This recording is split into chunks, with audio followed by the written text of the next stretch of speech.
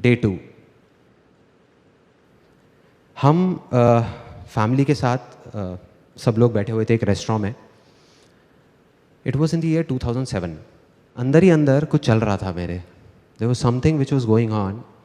और वो क्या था कि हमारा जो बिजनेस था, ये जो इमेजेस बाज़ार था, ये ना ग्रो नहीं कर पा रहा था। It was kind of stuck at the same level.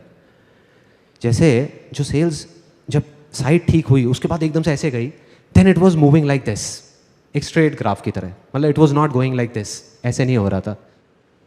उस रेस्टोरेंट से जब खाना खा के हम नीचे उतरे तो मैं गया उस रेस्टोरेंट के ओनर के पास में, जिनको हम प्यार से मामा बोलते थे, मैं और मेरे सारे दोस्त।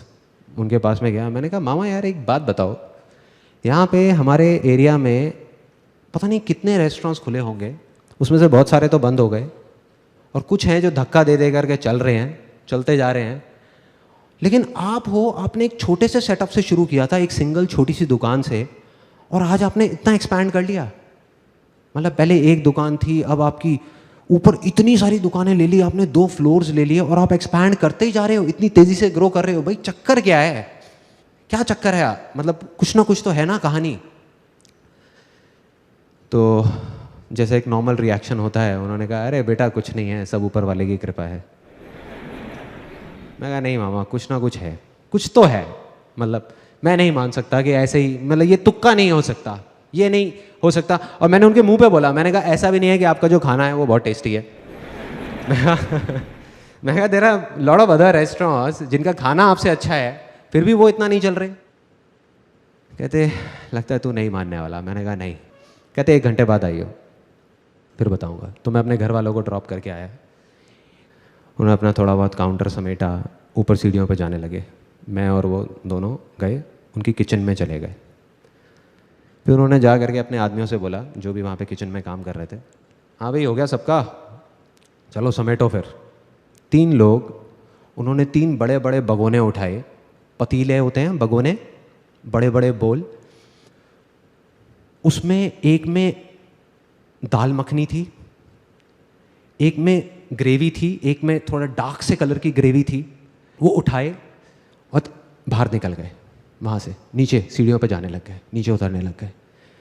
नीचे गए, सड़क पे चले गए, मैं भी पीछे पीछे। मैंने कहा देखता हूँ भाई क्या चक्कर है, क्या कहानी है।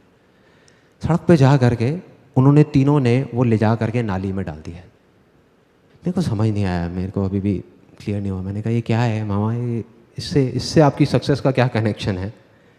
तो उन्होंने एक ऐसी लाइन बोली कि मैं हिल गया, कि मैं हर रोज अपनी तसल्ली के लिए अपने पैसे को नाली में बहा देता हूं। उन्होंने बोला और वहां से चले गए। मैं वहीं खड़ा रह गया, मैं सोच रहा था। मैंने कहा इसका क्या मतलब है? मैं घर गया, नींद नहीं आ रही थी, सोचता रहा, दिमाग चल रहा था।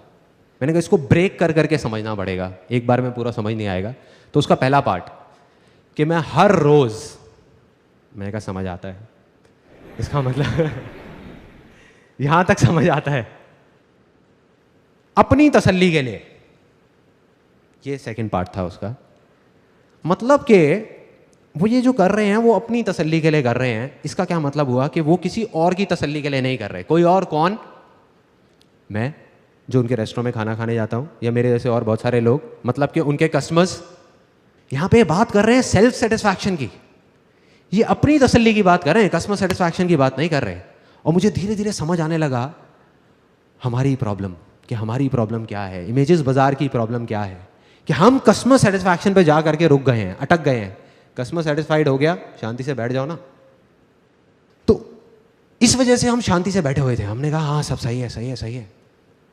तो यहाँ पे समझ आने लगा, मेरे को समझ आने लगा कि मुझे क्या करना है। और उसका जो लास्ट पार्ट था उनके डायलॉग का, कि मैं अपनी तसल्ली के लिए अपने पैसे को नाली में बहा देता हूं, इस डायलॉग ने मुझे हिला के रख दिया अंदर तक। ये मेरे को समझ नहीं आ रहा था। हमारी फैमिली में, मतलब मेरी फैमिली में क्या होता है कि अगर हम एक स्कूटर भी खरीदते हैं ना, तो उसकी जो पॉलीथिन्स हैं वो 1 महीने बाद उतारते हैं। मतलब इतना हम पैसे को बचा बचा करके चलते हैं। सिर्फ एक ही चीज़ सुनी है, सीखी है बचपन से आज तक, money saved is equal to money earned, कि बेटे पैसे को बचाओ, पैसे को बचाओ। तो इस तरीके से मैं चल रहा था। और दूसरी तरफ ये आदमी क्या बोल रहे थे कि पैसे को नाली में बहा दो। समझ आया। मैंने कहा कि यही दम चाहिए, ये करना है किसी तरीके से, और अगर मैंने ये कर दिया तो काम हो गया। मैं गया, जा करके अपने ऑफिस में सबकी मीटिंग बुलाई, जा करके उनको बोला, मैंने कहा अब से हमें अपने पैसे को नाली में बहाना है। तो सब मेरी शक्ल देख रहे बैठ करके, कहते ये क्या बोल रहे हैं। मैं कहा ओ सॉरी, मैं समझाता हूँ कि हमें क्या करना है। हमें अब से अपने सेटिस्फैक्शन के बारे में सोचना है। तुम्हारा सेटिस्फैक्शन, मेरा सेटिस्फैक्शन, हमारा सेटिस्फैक्शन। एक दिन में हम अगर 100 इमेजेस भी शूट कर सकते होंगे तो हम सिर्फ 25-30 इमेजेस करेंगे, लेकिन वो 25-30 इमेजेस ऐसी होनी चाहिए कि आंखें फट जाएं देख करके, तुम्हारी भी और मेरी भी।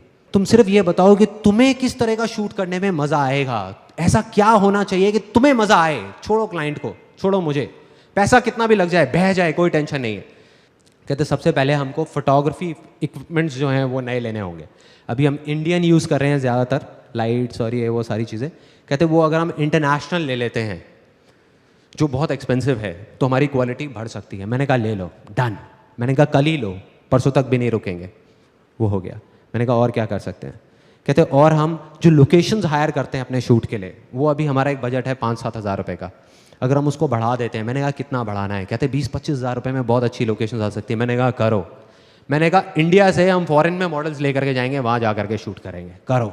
ऐसे हर चीज़ का बजट बढ़ा दिया। एक्साइटमेंट किस लेवल पे था, I can't express it in words. उस टाइम पूरी की पूरी टीम का, सबको इतना मज़ा आ रहा था। रोज़ एक ऐसा शूट निकल के आ रहा था जो पहले वाले से लाख गुना बेटर था। 2 महीने बाद पूरी की पूरी ये नई कलेक्शन हमने लॉन्च करी अपनी साइट पे, and you won't believe it, उसके 1 महीने के अंदर अंदर हमारी साइट पे, जब मैंने पीछे एनालिटिक्स से देखा, ट्रैफिक 10 गुना बढ़ गया, 10 टाइम्स इन 1 मंथ।